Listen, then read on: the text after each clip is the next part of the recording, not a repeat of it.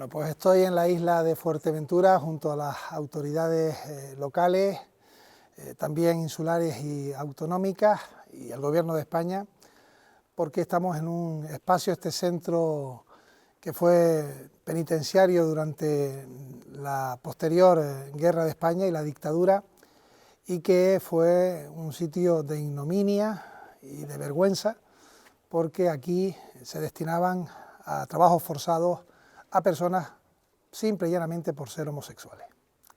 Quiero recordar que el general Primo de Rivera instauró en el Código Penal el que una persona por ser homosexual tenía que cumplir condena.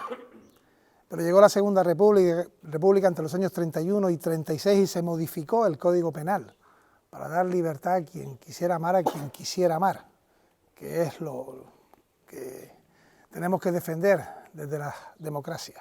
La guerra de España y la posterior dictadura de Franco volvió a modificar el Código Penal hasta el punto de que se abrió un centro específico como este en la isla de Fuerteventura, y por eso lo emblemático del mismo, para exclusivamente, con ese cambio de la ley de vagos y maleantes, introducir también a los homosexuales como personas a perseguir, a condenar a trabajos forzados y a torturas.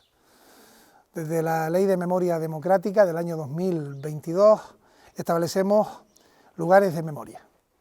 Y por tanto, reconociendo que en nuestro país hubo 300 campos de concentración, este fue un centro de reclusión y un campo de concentración también de tortura y de trabajos forzados.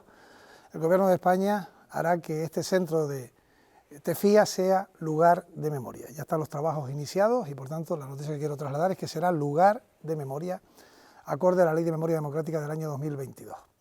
Y además aplaudir a la Asociación Altajai, que ante su petición de un centro de interpretación, y vamos a trabajar todas las instituciones de la mano, en el presupuesto del año 2024 contemplaremos 100.000 euros para este centro de interpretación.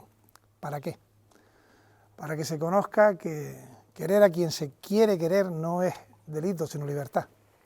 Para que los jóvenes sepan que aquí se marginó, se torturó y se obligó a trabajos forzados a personas solo por ese hecho, que en la dictadura era delito, y lo que es delito es considerar delito la libertad sexual.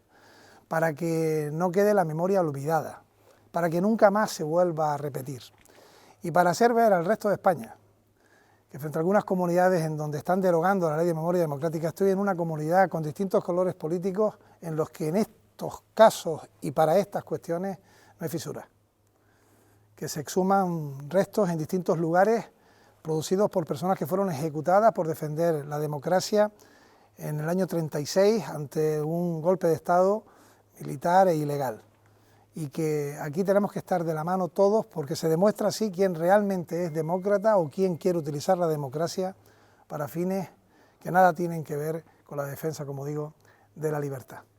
Así que, siendo una buena noticia que lógicamente este será lugar de memoria y que daremos las aportaciones económicas para tener este centro de interpretación, y aquí reconocer a todos los colectivos LGTBIQ+ que trabajan por la igualdad, también decir que no olvidemos nunca que lo que aquí ocurrió fue un gesto por parte de una dictadura de 40 años ignominioso, vergonzoso, abominable, repudiable y absolutamente criticable desde todos los ámbitos, desde el moral, el ético, el personal, el de la libertad y el de la democracia, ¿no?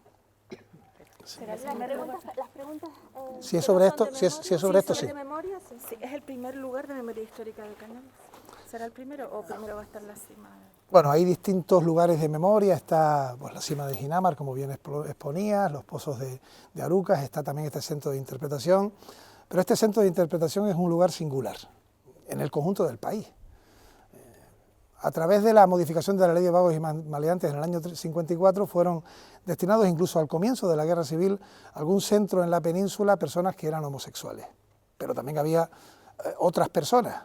Se creó este centro aquí en Fuerteventura exclusivamente para trabajos forzados, que si bien decían que querían recuperar la tierra y que fuera fértil, realmente lo que hacían era marginarlos, haciendo eso, pero sobre todo también trabajos durísimos, rompiendo piedras a quienes eran homosexuales, que además los separaban del resto de la población y los señalaban claramente, ¿no? Y por tanto es el centro emblemático de reclusión, de concentración, de un régimen totalitario que imponía quiénes eran los que tenían derecho a amar a unos y quiénes tenían que ser condenados por amar a los propios, ¿no? A quienes eran del propio sexo, ¿no? Y por tanto es un lugar específico. Aquí vinieron personas homosexuales de Canarias, pero también vinieron del resto del territorio español. Fueron destinados aquí a Fuerteventura, los alejaron de sus familias, los incluyeron durante 3 años en esta cárcel, repito, por el delito de ser homosexual. Es verdad que hubo condenas que la ley de memoria democrática ha dejado como nulas, ilegales, por cuestiones políticas, por cuestiones ideológicas y también por condiciones de libertad sexual, ¿no? Y por eso creo que la gente joven tiene que entender, apreciar, defender y trasladar que el poder conseguir hoy que tengamos un matrimonio de personas del mismo sexo y que esto esté legalizado, que tengan idénticos derechos a los matrimonios heterosexuales, es un logro de la democracia.